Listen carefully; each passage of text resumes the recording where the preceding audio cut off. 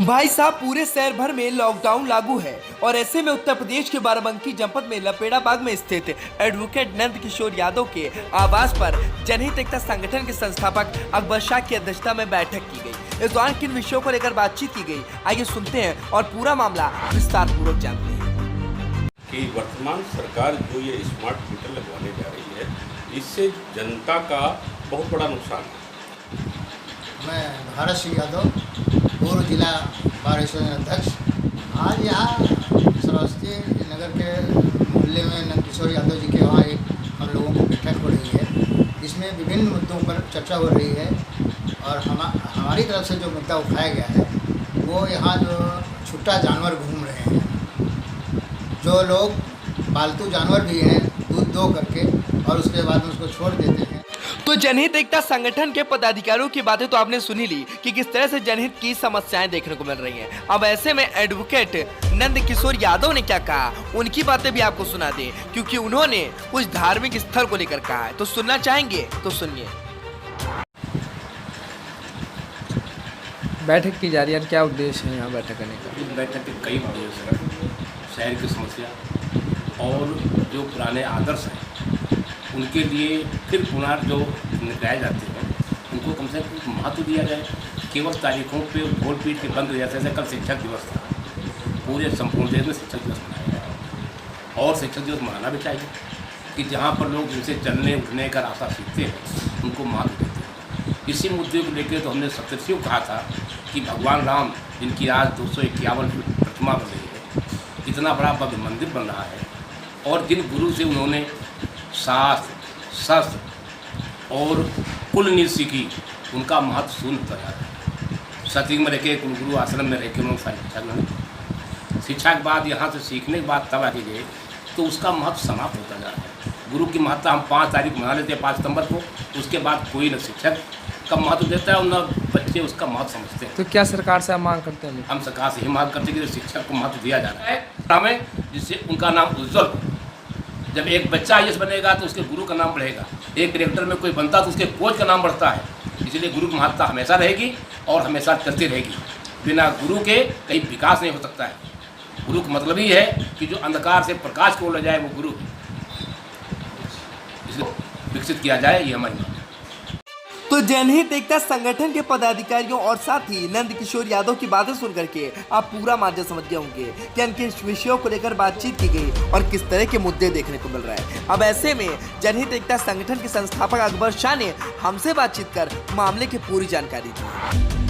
जनहित एकता संगठन की मासिक बैठक की जा रही है और इसमें विभिन्न समस्याओं को लेकर वह देश स्तरीय मांग है। जैसे कि आगामी 2022 में विधानसभा चुनाव होने वाला है।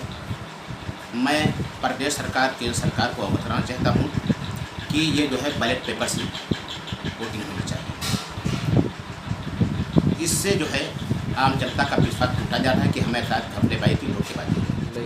लोग तरह तरह के लोग कहते हैं कि इसमें हमको इस पर विश्वास है ही नहीं। तो कम से कम जब आदमी का विश्वास नहीं तो उसको फिर उसका भी विश्वास जो है फिर विश्वास दिलवाना चाहिए। क्या लगता है प्रशासन सुनेगी आपकी बात? मैं अपनी मांग तो रख ही सकता हूँ।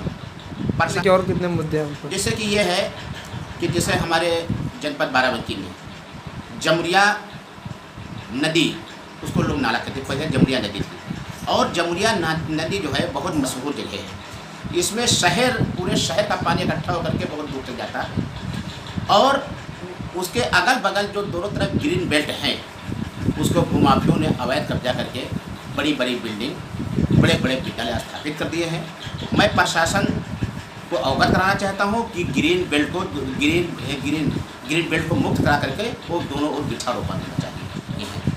जैसे कुल इस तरह कितने मुद्दे होंगे? इसमें दर्जनों मुद्दे हैं। जैसे कि ये जैसे प्राइवेट नर्सिंग होम चल रहे हैं, अगर इसमें एक नॉर्मल मरीज पहुंच जाता है तो कम से कम 25-30 हज़ार रुपये जो है नर्सिंग होम वाले देंगे। जेबरा पार्क को लेकर के भी कुछ जेबरा पार्क में तो सबसे अहम मुद्दा यह है कि अजय द्विवेदी के जाने के बाद हालात जेबरा पार्क की बहुत बदतर हो गई है और लॉकडाउन के दौरान आज तक वो खुला नहीं है। उसका एक मुख्य कारण यह है, शासन ने कुछ बजट भेजा है मरम्मत के लिए और मरम्मत कार्य हुआ है और मात्र वहाँ पर बालू का इस्तेमाल किया गया है, लाखों डका दिया गया है। तो क्या इसको लेकर कुछ आवाज़ उठाएंगे आगे? मैंने आवाज़ उठाई है। मैं बार बार प्रशासन को आकर्षित करा रहा हूँ।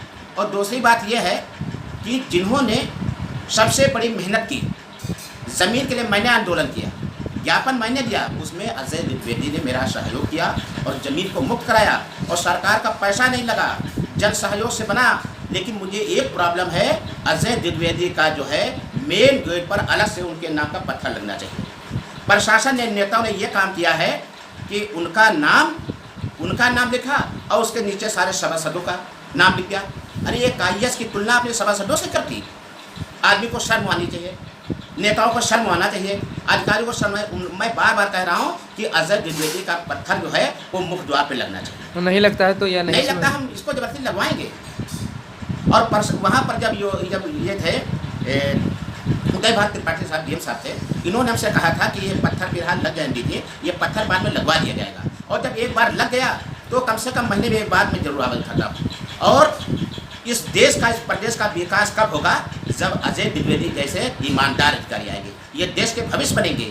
और इन्होंने वो काम कर दिया है कि हमारे जनपद बाराबंकी की जनता उनको मरते दम तक एहसान नहीं भूलेगी और पूरे जिले का दिल जीत के चलेगी। जब लोग मार्ग निर्वाह करने आते हैं, जेबरा पार्क जब बंद देते हैं, उनको तकलीफ होती है, तो श्री द्विवेदी का नाम आता है।